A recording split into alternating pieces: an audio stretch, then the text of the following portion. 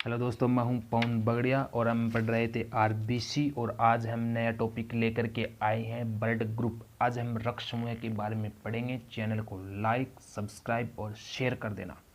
तो चलो हम बात करते हैं बिना टाइम खराब किए हुए ब्लड ग्रुप की, रक्त समूह की।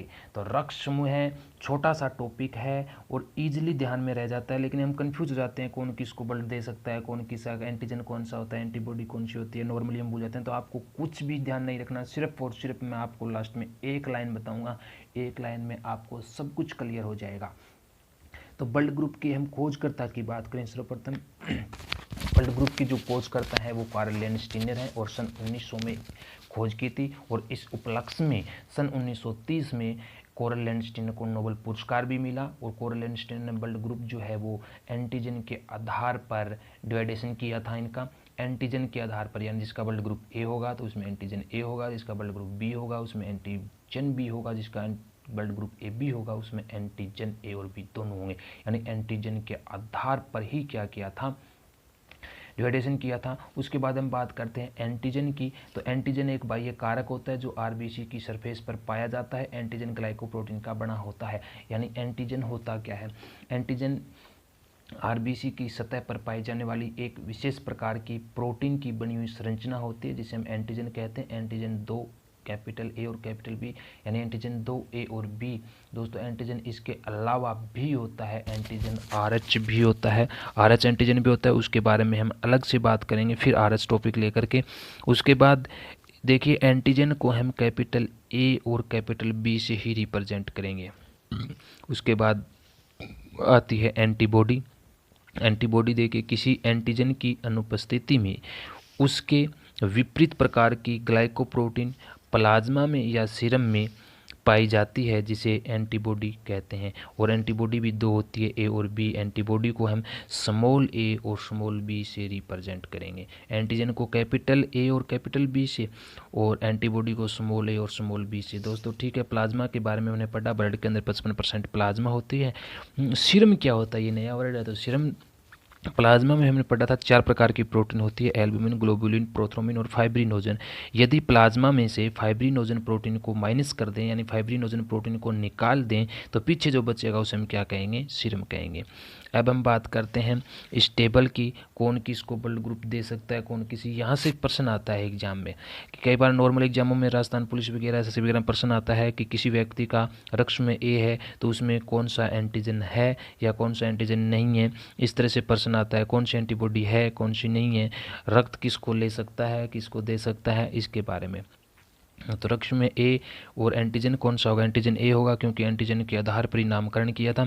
एंटीबॉडी क्या होगी? एंटीबॉडी देखिए परिभाषा की बात करते हैं एंटीबॉडी की, किसी एंटीजन की अनुपस्थिति में। तो इसका मतलब इसमें एंटीजन ए है तो एंटीजन कौन सा नहीं है? एंटीजन बी नहीं है। और एंटीजन बी नहीं है तो एंटीबॉडी होगी बी।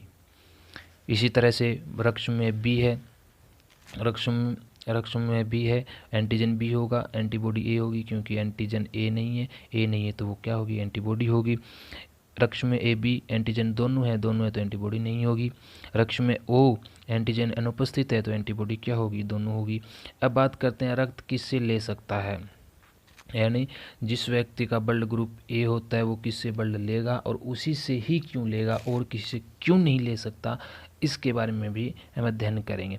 रक्त में ए है, ये किससे ले सकता है? ए से ले सकता है, ओ से ले सकता है। अब आपको यहाँ पे सिर्फ एक लाइन याद रखनी है, सब कुछ क्लियर हो जाएगा। क्या कि समान समान से ले सकता है, समान समान को दे सकता है, समान समान से ले सकता है, समान समान को दे सकता है।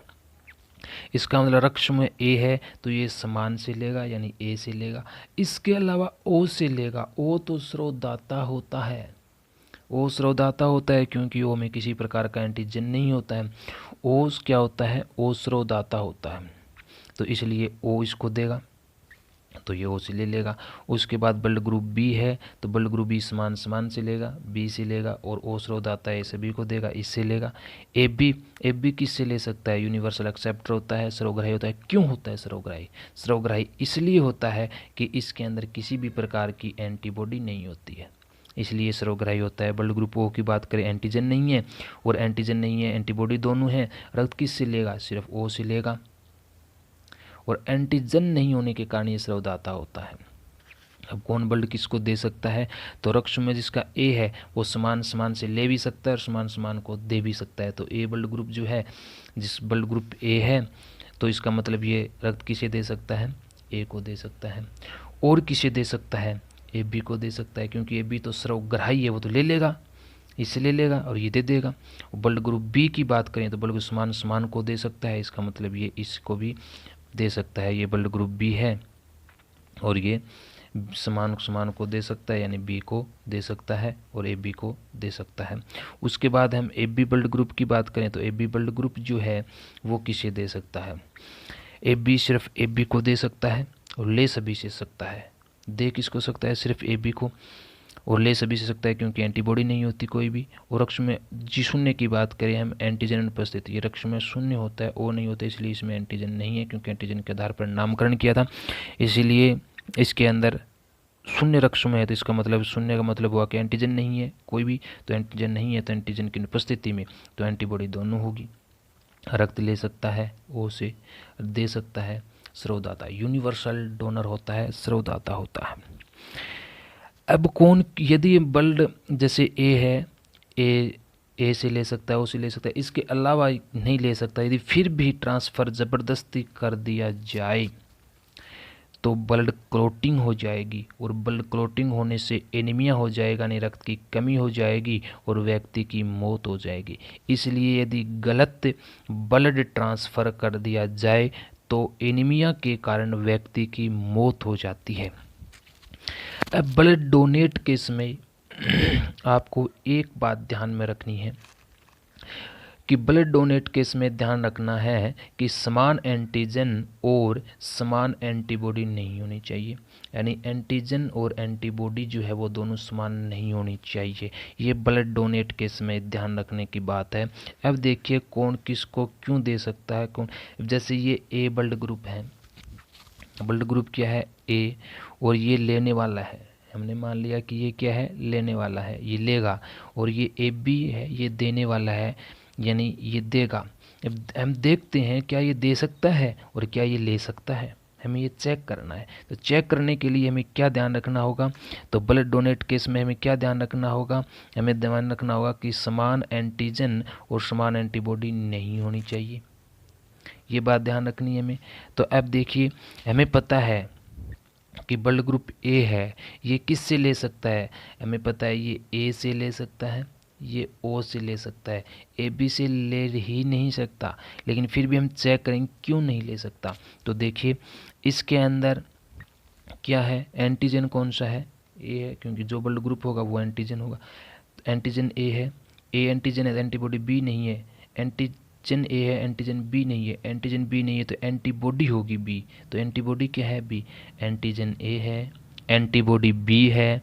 उसके बाद देने वाले का भी देखेंगे, क्योंकि ये लाइन देखिए ब्लड डोनेट केस में समान एंटीजन है, समान एंटीजन और समान एंटीबॉडी नहीं होनी चाहिए, ये लाइन आपको याद रखनी है। जब भी आपको प्रश्न एग्जाम में आए कि किसी व्यक्ति का ब्लड ग्रुप ए है और उसके एक्सीडेंट होने के कारण खून की कमी आ गई तो किस व्यक्ति का ब्लड दिया जा सकता है, तो आपको ये लाइन याद रखनी है कि कौन सी समान एंटीजन और समान एंटीबॉडी नहीं होनी चाहिए। तो यहाँ पे देखिए एंटीजन क्या है, ए है, यहाँ पे एंटीजन क्या है, ए है, यहाँ पे एंटीबॉडी क्या है, बी है, यहाँ पे एंटीजन क्या है, बी है। तो दोस्तों यहाँ पे एंटीजन बी है और यहाँ पे एंटीबॉडी भी है, तो समान एंटीजन समान एंटीबॉडी हो गई कि नहीं हुई, ये देखिए आप लोग, समान एंटीजन और समान एंटीबॉडी हो गई, और समान एंटीजन और समान एंटीबॉडी होनी नहीं चाहिए, इसका मतलब ये इसको ब्लड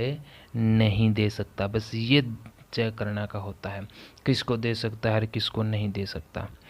अब जैसे हमने मान लिया कि ठीक है, ये तो अब ए ब्लड ग्रुप जिस व्यक्ति का है ये मान लीजिए लेने वाला है, ये क्या है, लेने वाला है, और ये दूसरा व्यक्ति दे रहा है, देने वाला जो है, देने वाला जो व्यक्ति है वो भी ब्लड ग्रुप क्या है, ए है, तो क्या ये एक दूसरे को दे सकते हैं, ये इसको देगा और ये ले सकता है क्या, हम चेक करेंगे तो हम देखेंगे इसका, हम वो लाइन याद रखेंगे, समान एंटीजन समान एंटीबॉडी नहीं होनी चाहिए। तो इसके अंदर हम देखेंगे एंटीजन कौन सा है, एंटीजन ए है, एंटीबॉडी कौन सी है, एंटीबॉडी बी है।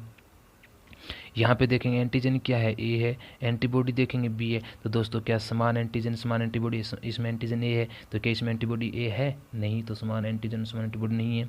इसमें एंटीबॉडी बी है तो क्या इसमें एंटीजन बी है, नहीं है, तो इसका मतलब समान एंटीजन और समान एंटीबॉडी नहीं है। तो ये देने वाला है और ये लेने वाला है, तो ये इसको दे सकता है, तो ये ले लेगा।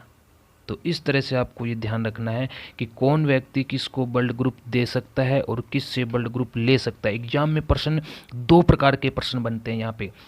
एक प्रश्न नॉर्मल बनता है कि किसी व्यक्ति का ब्लड ग्रुप यदि ए है तो वह किस, उसमें एंटीजन कौन सा है। तो एंटीजन कौन सा है तो आपको याद रखना है जो ब्लड ग्रुप है उसका एंटीजन वही होगा। ए बी है तो ए बी, और ओ का मतलब शून्य, तो कोई एंटीजन नहीं। इसके अलावा यदि आपको पूछ लिया जाए किसी व्यक्ति का ब्लड ग्रुप ए बी है तो उसमें एंटीबॉडी कौन सी है, तो एंटीबॉडी जो एंटीजन नहीं है ना वो एंटीबॉडी होगी। जैसे मान लीजिए ए है जिसमें एंटीजन क्या है, ए, तो कौन सा एंटीजन नहीं है, एंटीजन मैंने दो बताया था, कौन सा नहीं है, बी नहीं है, तो बी एंटीजन नहीं है तो वो बी क्या होगी, एंटीबॉडी होगी। ये बात ध्यान रखना। तो एक तो यहाँ से नॉर्मल पर्सन एक किससे ले सकता है, किससे दे सकता है, तो उसके लिए आपको एक लाइन याद रखनी है, वो लाइन है ये ब्लड डोनेट केस में आपको याद रखना है कि समान एंटीजन समान एंटीबॉडी नहीं होनी चाहिए। इस तरह से हम चेक करेंगे क्या समान एंटीजन और समान एंटीबॉडी नहीं है। तो दोस्तों आशा करता हूं कि आपको ब्लड ग्रुप बहुत आसानी से ये याद हो जाएगा और समझ में भी आ गया है। बहुत ही ईजी टॉपिक है, बस आपको एक ही लाइन, डोनेट केस में आपको ये ध्यान रखना है कि समान समान को दे सकता है, समान समान से ले सकता है। ये लाइन भी आप याद रखना कि समान समान को दे सकता है और समान समान से ले सकता है। यानी ए है वो ए को दे सकता है और ए से ले भी सकता है, बी है बी को दे सकता है और बी से ले भी सकता है। और इसके अलावा स्रवग्राही कौन है, ए बी, और स्रवदाता कौन है, ओ क्यों होता है वो मैंने बता दिया कि स्रवग्राही इसलिए है कि इसमें एंटीबॉडी नहीं होती, स्रवदाता ओ इसलिए कि इसमें एंटीजन नहीं होता कोई भी। अब हम ये भी पढ़ते हैं कि किसी का ब्लड ग्रुप ए पॉजिटिव है, किसी का ब्लड ग्रुप बी पॉजिटिव है, किसी का ए नेगेटिव है, किसी का बी नेगेटिव है। तो ये क्या है, तो ये डिपेंड करता है आरएच फैक्टर पर, आरएच कारक पर, जो एक विशेष प्रकार की प्रोटीन होती है वो भी आरबीसी की सतह पर पाई जाती है। तो उसके बारे में मैं अलग से टॉपिक लेकर के आऊँगा, आरएच एंटीजन, तो फिर बताऊँगा कि ए पॉजिटिव बी पॉजिटिव क्या होता है, क्या ए पॉजिटिव को दे सकता है, किसको नहीं दे सकता है, उसके बारे में हम आगे बात करेंगे। तो दोस्तों शायद आपको अच्छी तरह से समझ में आया होगा, तो चैनल को आप लाइक कर दें, सब्सक्राइब कर दें और शेयर कर दें। मैं अच्छी वीडियो अच्छे टॉपिक साइंस के लेकर के आऊँगा। थैंक यू दोस्तों।